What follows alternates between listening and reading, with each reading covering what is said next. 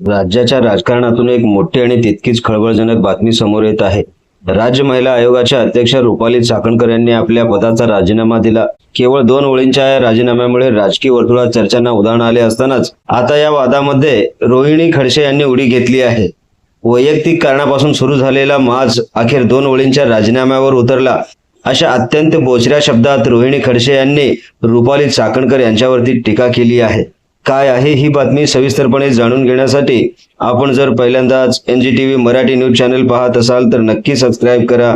नमस्कार, मी बंदगी NGTV Marathi news channel मध्ये तुम्हा सगळ्यांचं सहर्ष स्वागत करतोय. चला पाहूया या संपूर्ण वादाचा घटनाक्रम. नेमकं घडलंय काय? मागील काही दिवसापासून रुपाली चाकणकर यांच्या राजीनाम्याबाबत तर्कवितर्क लढवले जात होते. अखेर त्यांनी आपला राजीनामा सादर केला. मात्र हा राजीनामा देताना त्यांनी दिलेल्या कारणापेक्षा त्यावर होणारी टीका आता अधिक चर्चेत आहे. काँग्रेसमधील फुटीनंतर रुपाली चाकणकर यांनी अजित पवार गटाची साथ दिली होती.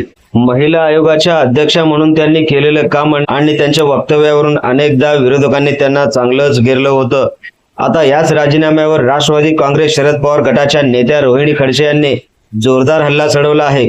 रोहिणी खडसे यांनी सोशल मीडियाच्या माध्यमातून आपली नाराजी आणि संताप व्यक्त केला आहे.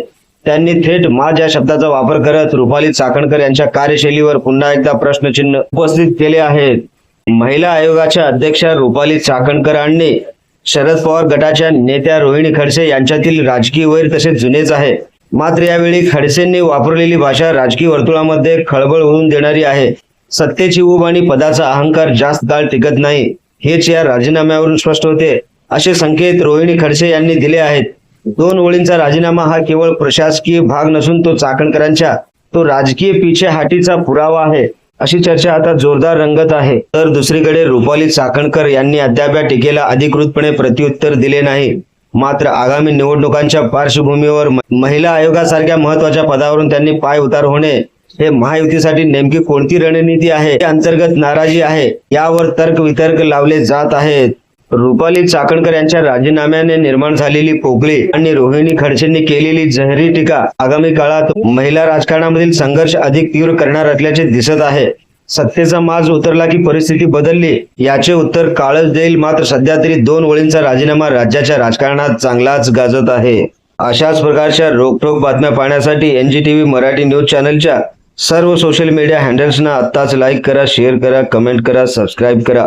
सगळ्यात महत्त्वाचं म्हणजे बेल आयकॉन बटन दाबायला विसरू नका, जेणेकरून आपल्या भागातील देश विदेशातील सर्व ताज्या घडामोडी सगळ्यात आधी आपल्यापर्यंत पोहोचवल्या जातील.